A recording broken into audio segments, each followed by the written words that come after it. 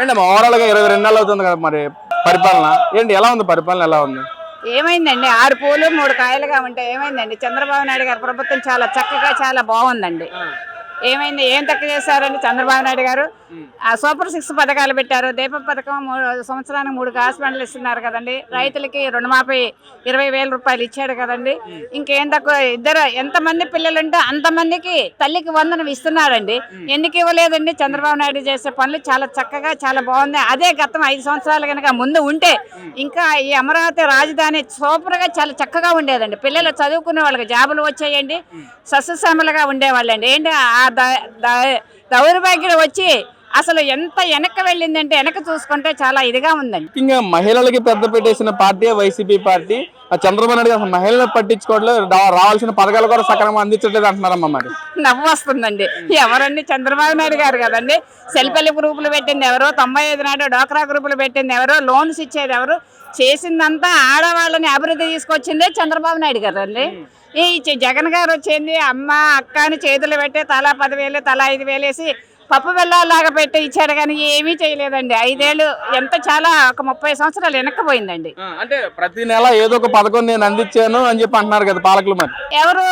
అవునండి, పాలకులు అందిస్తున్నారంటే ఈ 22 నెలల్లో చాలా చక్కగా అన్ని విధాలుగా చేశారు కదండి. ఏం తక్కువ చేశారండి? 2 పిల్లలు ఉంటే 15,000 తల్లికి వందనం వేస్తే ఆయన జగన్ గారు ఉండి ఒక్కళ్ళకే కదండి వేసింది. ఒక్కసారి చూసుకోవచ్చు కదండి మీరైనా. అంటే మేము పార్టీ చూడలేదు, మతం చూడలేదు, కులం చూడలేదు, అందరికి అందించాం ప్రభుత్వం అది అంటున్నారు మరి గత పాలకులు. ఏమేండి ఏడ్చుకుంటున్నారండి. ఒక 10,000 ఇస్తే ఏమైందండి? టైలరింగ్లకి, మంగళ వాళ్ళకి, ఆటో వాళ్ళకి ఇస్తే ఎలాగండి? ఒక పిల్లవాడు చదువుకుంటే ఆ చదువుకున్న వాడు జాబ్ చేస్తే జాబులు వస్తే ఆ ఇల్లు సస్యశ్యామలంగా ఉంటుంది. తల్లిదండ్రులకు ఒక అన్నం పెడతాడు, మంచి మా అబ్బాయికి జాబ్ వచ్చింది గర్వంగా చెప్పుకుంటాడండి. 10,000 ఇస్తే సరిపోద్దండి సంవత్సరానికి 10,000? ఆయన గాంగ సరిపోయింది కానీ ఎవ్వరికి సరిపోదండి. చంద్రబాబు నాయుడు గారు మళ్ళీ కూడా సీఎం గా అవుతారు కూడానండి. ఇలా ఉందండి రాష్ట్రం. ఈసారి చంద్రబాబు కాదు వైసీపీ పార్టీ విజయం మోగిస్తుంది, విజయడంగా మోగిస్తుంది అంటారు మరి వైసీపీ పాలకులు. లేదండి, ఇదే నేను మీడియా ముందు 2000 ఎలక్షన్ ముందు కూడా TV5కి ఇచ్చానండి. చంద్రబాబు నాయుడు 175 నువ్వు అంటున్నావు, 175 మేము వస్తామన్నా గ్యారంటీగా మేము వచ్చామండి. మీరు ఎక్కడ ఏ ఊరు? మాది గంపలగూడెం మండలం అండి. అమరావతి అంతకుముందు ఎప్పుడన్నా వచ్చారా మీరు? మేము వస్తానే ఉంటామండి, అప్పుడప్పుడు వస్తానే ఉంటామండి, మీటింగ్లు కనుక వస్తాం. గతంలోకి ఇప్పటికి ఎలాంటి మార్పులు మీరు చూసారు ఈ అమరావతిలో? చాలా మార్పులు వచ్చినాయండి. అమరావతి అంటే ఏమీ లేవు, అక్కడ ఏమీ లేవని జగన్ గారు చెప్పుకున్నారు కానండి. చక్కగా బిల్డింగులు అవన్నీ చూస్తుంటే చాలా బాగా ఉన్నాయండి. చాలా బాగా కట్టడాలు అన్నీ జరుగుతున్నాయి. హైకోర్టులు కావచ్చు, బిల్డింగులు కావచ్చు, మొత్తం వస్తున్నాయి కదండి. ఇప్పుడు మన ఇంట్లో ఒక దొడ్డి కట్టుకోవాలండి ఎంత టైం పడుతుందండి? నువ్వు అప్పులు చేసి 16,000 లోటు బడ్జెట్లో ఉండి కూడా రాజధాని 33,000 ఎకరాల పొలం తీసుకొని చాలా అభివృద్ధి చేసిన ఘనత ఆయనకు ఒక్కరికే దక్కుతుందండి. అంటే గతంలో మనం చూసుకున్నట్లయితే ప్రజావేదిక కూడా కూల్చేశారు అమరావతిలో. మరి ప్రభుత్వం వచ్చిన తర్వాత ఏమైనా కన్స్ట్రక్షన్ జరుగుతుందా లేక విధ్వంసం చేస్తా ఉందా? లేదండి, ఆ ప్రజావేదిక అనేది ముందు ఆయన పతనం అంతా అక్కడి నుంచే మొదలైందండి. ప్రజావేదిక అంటే ప్రజల సన్నాసనాశనం ఉన్నది, దాన్ని కూల్చడం కానించే జగన్ గారు చేసిన తప్పు అక్కడేనండి.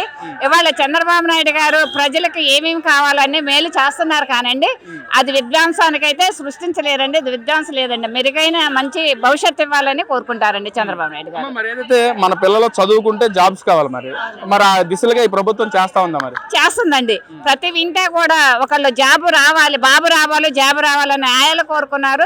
ప్రతి ఒక్కళ్ళకి జాబులు వస్తానే ఉన్నాయండి. అంటే అసలు చంద్రబాబు వచ్చిన తర్వాత డెవలప్మెంట్ లేదు, జాబ్స్ లేదు, చదువుకున్న పిల్లలకు అసలు జాబ్స్ లేదు, మొత్తం గంజాయి రూపంగా మార్చేశారు యువత పరంగా అని చెప్పి అంటున్నారు. అసలు జాబ్స్ కల్పించింది మా ప్రభుత్వం అని చెప్పి గత పాలకులు మాట్లాడుతున్నారు. లేదండి, జగన్ గారే గంజాయి మొత్తుల పిల్లల్ని గంజాయి మొత్తులో దించిందే జగన్ గారండి.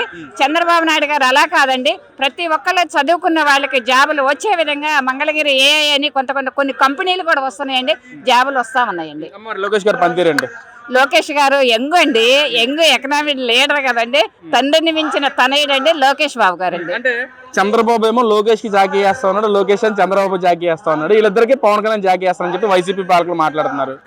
ఏంటంటే అండి ఏం చెప్పుకుంటారండి? ముందుకు పోతా ఉంటే ప్రభుత్వాన్ని అలాగే గోతులు తవ్వుతూ ఉంటారు కానండి. ఇద్దరు తండ్రి కొడుకు లోకేష్ గారు చంద్రబాబు నాయుడు గారు కలిసి అలాగే మన పవన్ కళ్యాణ్ గారు కూడా అండి చక్కగా కూడా ముగ్గురు కలిసి త్రిమూర్తుల్లాగా ప్రభుత్వం పరిపాలన ఎలా ఉండాలని చేసి చూపిస్తారు. మళ్ళీ ఇదే ప్రభుత్వం కోరుకుంటున్నారు అయితే చక్కగా వస్తుందండి. ఇదే ప్రభుత్వం మళ్ళీ 5 సంవత్సరాలు వస్తుంది. సస్యశ్యామలంగా ఆంధ్రప్రదేశ్ ఉంటుందండి. ఎంత రేటింగ్ ఇస్తారమ్మా? 100కి ఎంత రేటింగ్ ఇస్తారు ఈ ప్రభుత్వానికి? 100కు 100% అండి. అమ్మా నమస్తే, మీ పేరమ్మా? నా పేరు తమిశెట్టి జ్యోతి అండి. అమ్మా ఏం చేస్తారు? మీ గంపలగూడ మండలం, నేను వివోయా చేస్తున్నాను. ఏంటమ్మా ఎలా ఉంది పరిపాలన? ఎలా ఏంటి అసలు? ఏం చెప్తారు ఈ ప్రభుత్వం గురించి?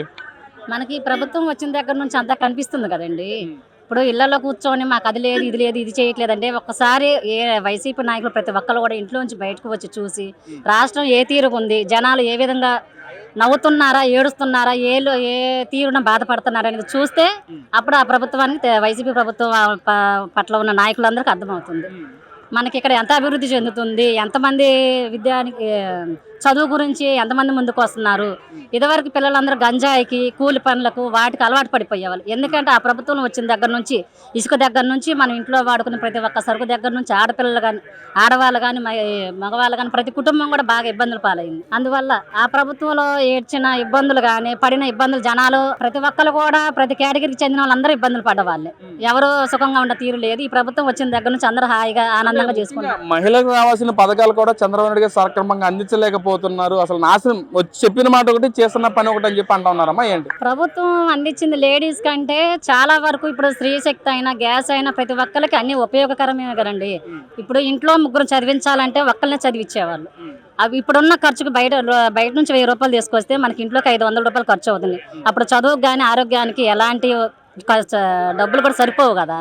ఇప్పుడు ప్రతి ఒక్కరికి ముగ్గురు నలుగురున్న నలుగురికి ఎంతో కొంత సాయం వస్తుంది కదా. దాన్ని మనం తీసుకుంటున్నాము. తీసుకోకుండా ఉన్నట్లయితే అనుకోవచ్చు. గతంలో జగన్మోహన్ రెడ్డి గారు నవరత్నాలు ఇచ్చారు కదమ్మా, నవరత్నాలని పేరు విన్నా కానీ అవైతే నాకు తెలియదండి.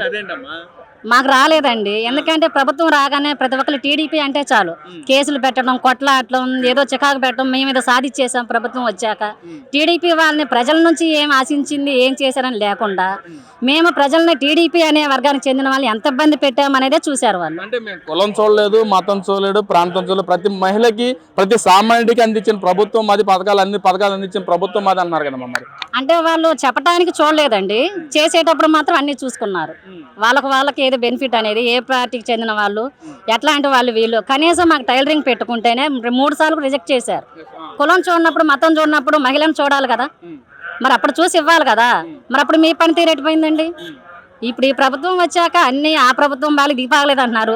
మనం ఒక్కసారి బయటకు వచ్చి చూస్తే ఏసీ ఆ ప్యాలెస్లలోంచి, ఆ భవనాల్లోంచి, బెంగళూరు నుంచి, అక్కడ నుంచి ఇక్కడ నుంచి బయటకు లండన్ నుంచి తిరిగి వచ్చి ఇండియాకి వచ్చి ఆంధ్రప్రదేశ్ ఒకసారి అమరావతి కానీ, మంగళగిరి కానీ ఎక్కడికైనా వచ్చి చూస్తే ఒక పల్లె వెళ్ళినా, ఒక గ్రామం వెళ్ళినా, ఒక పట్టణం వెళ్ళినా పలానా ప్రభుత్వం ఉంది, ఏం చేస్తున్నా మీరు తెలుసుకొని ఉంటే మీకు అభివృద్ధి కనిపిస్తుంది. అంతేకాని మేము ఇంట్లో కూర్చొని ప్రభుత్వం చెయ్యలేదు అంటే, ఇప్పుడు అమరావతికి ఇన్నిసార్లు మేము 4 సార్లు వచ్చాం మీటింగ్కి వస్తున్నాం, ప్రతి ఒక్కసారి డెవలప్ కనిపిస్తుంది. ఇప్పుడు ఆఫీస్ అమరావతి మేము లాస్ట్ టైం మీటింగ్లు ప్రతి వస్తున్నామండి. లాస్ట్ టైం అప్పటికి ఇప్పుడు ఎలాంటి మార్పులు చూశారు మీరు? అప్పుడు ఇదంతా కూడా బాగా చికాగ్గాను ఇది ఉండేదండి. ఇప్పుడు మొత్తం క్లీన్ చేశారు. ఇక్కడ ఆఫీసులు కూడా స్టార్ట్ అయ్యి కడుతున్నారు, బిల్డింగ్ నిర్మాణాలు జరుగుతున్నాయి. ఇది మాత్రం మేము చూస్తూనే ఉన్నాము.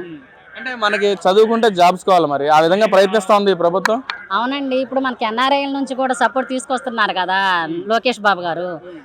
ఆయన తీసుకొచ్చేది తండ్రి విధానంలోనే తనయుడు కూడా నడుస్తున్నారు కాబట్టి ఇంకా మన రాష్ట్రాన్ని ఇంకా బాగా డెవలప్ చేస్తున్నారు. రాగానే డిఎస్సీలు అని, టీచర్ జాబ్లు, చాలా పోలీస్ జాబ్లు అని ఏవో ఒకటి వస్తూనే ఉన్నాయి.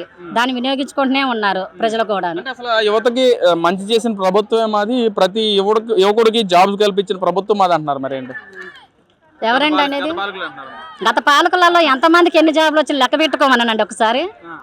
ఎక్కడైనా ఏదైనా ఊర్లో, మా ఊర్లో ఇన్ని ఉద్యోగాలు వచ్చాయని చెప్పమనండి. ఇచ్చారండి,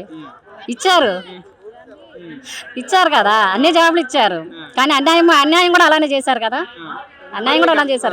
మరి జగన్మోహన్ రెడ్డి గారు ఏదైతే పాదయాత్ర చేసే ముందు ప్రతి మహిళకి మీ పసుపు కుంకుమ కానీ, మీ తాలిబుడి తాడు నేను కాపాడుతానమ్మా అని చెప్పి పూర్తిగా మద్యపాన నిషేధం చేస్తానమ్మా, దాని గురించి ఏం చెప్తారు? మద్యపానం గురించి అయితే నేను చాలా గొప్పగా చెప్పగలనండి జగన్మోహన్ రెడ్డి గారి గురించి. అందులో బాధితులు ఏంటంటే మా కుటుంబం కూడా ఒకటి ఉందన్నమాట. మద్యపానానికి అలవాటు పడిన వాళ్ళు ఉన్నారు. దాంట్లో దాదాపుగా దాని గురించి ఏడ్చే తాళులు మహిళల తాళులు ఎక్కువ తెంపే వాళ్ళు ఎవరున్నారంటే మద్యపానం గురించి వైసీపీ ప్రభుత్వం ఉందని నేను గట్టిగా చెప్పగలను. అదేంటమ్మా అసలు మేము పూర్తిగా మద్యపాన నిషేధం చేసాం, అసలు లిక్కర్ స్కామ్ కూడా మేము ఏం చేయలేదని చెప్పి అంటున్నారు కదమ్మా. మరి ఏం చేయలేదు కాబట్టి అందరికి లివర్ల కిడ్నీలు డొనేట్ చేసుకుంటున్నారండి. ఇప్పుడు అందరు లివర్ కిడ్నీలు హాస్పిటల్లో ఎన్ని ఎక్స్రేలు ఎన్ని స్కానింగ్లు తీస్తే ఎన్ని బయటకు వస్తాయి హాస్పిటల్కి వెళ్తే తెలుస్తాయి. జెంట్స్కి ఎక్కువ ఉంటాయి, లేడీస్కి ఎక్కువ ఉన్నాయి, పిల్లలకి ఎక్కువ ఉన్నాయి అనేది మొత్తం హాస్పిటల్ లిస్ట్ తీస్తే సరిపోద్ది. మరి బాధ్యత చేస్తుంటారు మళ్ళీ జగన్మోహన్ రెడ్డి గారు సపోర్ట్ చేస్తారా? మళ్ళీ చేస్తారండి. ఒక 11 మంది ఉన్నారు కదా, ఆ 11 మందికి తోడు ఇంకా కొంచెం వాళ్ళ ఫ్యామిలీ మెంబర్స్ ఎక్కువ అయితే వాళ్ళు సపోర్ట్ చేస్తారు, అంతే అంటారు.